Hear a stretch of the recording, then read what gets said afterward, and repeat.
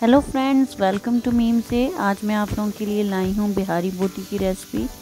बहुत ही सिजलिंग और जूसी सी हमारी ये बोटी बनने वाली है और बहुत ही मज़े के ये कबाब बनते हैं। आप जब चाहें इसको घर में बना सकते हैं।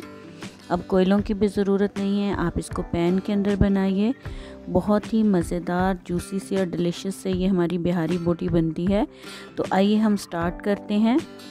इसके लिए हमें बीफ के पसंदे चाहिए 1 kg।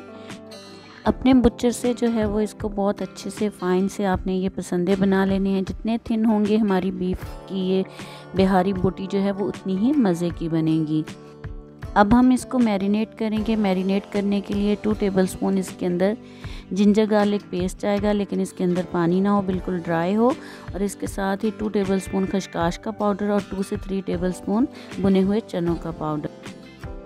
Red chilli powder 2 tablespoon, salt अपने टेस्ट के अकॉर्डिंग, क्यूमन पाउडर डालेंगे हम, भुना हुआ हो ज़ीरा, इसके साथ ब्लैक पेपर, ग्रीन इलायची पाउडर और साथ में जायफल एंड जवित्री 1/4 टीस्पून। मीट टेंडराइज़र 1 से 2 टेबलस्पून डालेंगे और 1 कप जो है वो हम योगर्ट डालेंगे, लेकिन ये भी बिल्कुल इसके अंदर पानी ना हो। फ्राइड अनियन जो है वो 1 मुट्ठी के लगभग हम इसके अंदर डालेंगे और इन सारी चीज़ों को अब हम अच्छे से मिक्स कर देंगे। ऐसे मिक्स करना है कि ये सारी चीज़ें बिल्कुल अच्छे से मिक्स हो जाएं। अब इसके अंदर मस्टर्ड ऑयल डालेंगे 4 से 6 टेबलस्पून और इनको भी अच्छे से अब मिक्स कर देंगे।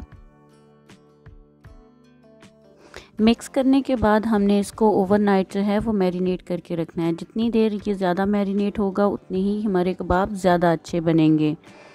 अब नेक्स्ट डे जो है वो हम इसको निकालेंगे और ये देखें जी, इसको एक दफ़ा आप मिक्स कर लीजिएगा।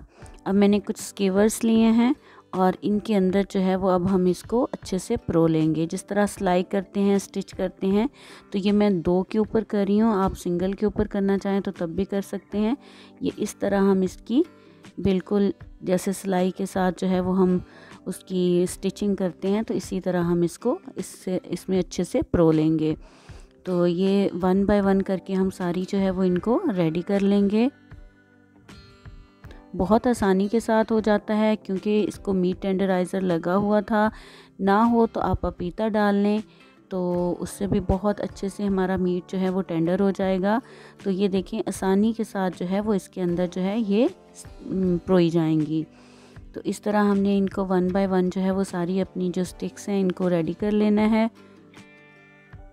इसके साथ ही मेरे वो फ्रेंड्स जो चैनल पे न्यू हैं, प्लीज़ चैनल को सब्सक्राइब कर दिया करें, लाइक कर दिया करें और शेयर किया करें अपने फ्रेंड्स और फैमिली के साथ रेसिपी को। अब हम एक पैन लेंगे, ग्रिल पैन लिया मैंने, इसको अच्छे से ग्रीस करेंगे और ग्रीस करने के बाद हम इसमें 1 बाय 1 अपनी ये जो स्कीवर्स थे इनको रख देंगे। और जो है बहुत ही सिजलिंग सा ये जो है वो टाइम है। तो फर्स्ट 5 मिनट्स जो है वो हमने हाई फ्लेम के ऊपर इसको जो है वो कुक करना है, ताकि इसके जूसेस जो हैं वो इसके अंदर ही लॉक हो जाएं।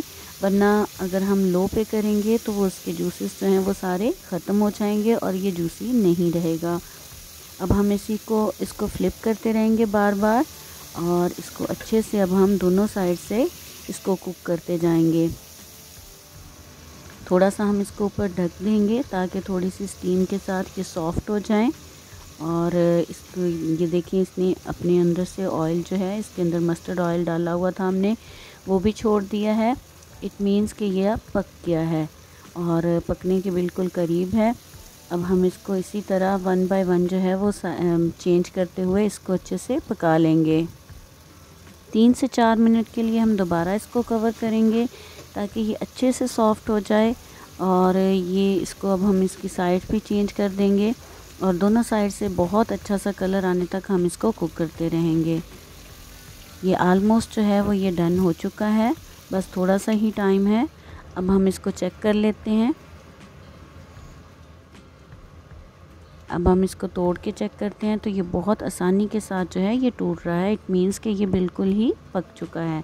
अब इसको हम थोड़ा सा स्मोक देंगे। स्मोक आप जो है वो कोयले के साथ भी दे सकते हैं और इस तरह डायरेक्ट चूल्हे के ऊपर भी इसको सेक के आप इसको स्मोक दे सकते हैं। तो बहुत मज़े के हमारे बिहारी कबाब जो हैं वो रेडी हो चुके हैं।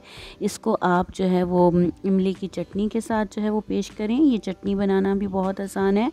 ये इसमें आप इमली का पल्प लें, धनिया लें, पुदीना लें और हरी मिर्चें 1 से 2 डालें और 2 से 3 जवे जो है वो लहसुन के डालें और इन सारी चीज़ों को ग्राइंड कर लें। थोड़ा सा नमक डालें और हमारी मज़ेदार सी चटनी जो है वो तैयार है। इसके साथ आप इसको पेश करें। अपना बहुत सारा ख्याल रखिएगा, मुझे अपनी दुआओं में याद रखिएगा। अल्लाह हाफिज़।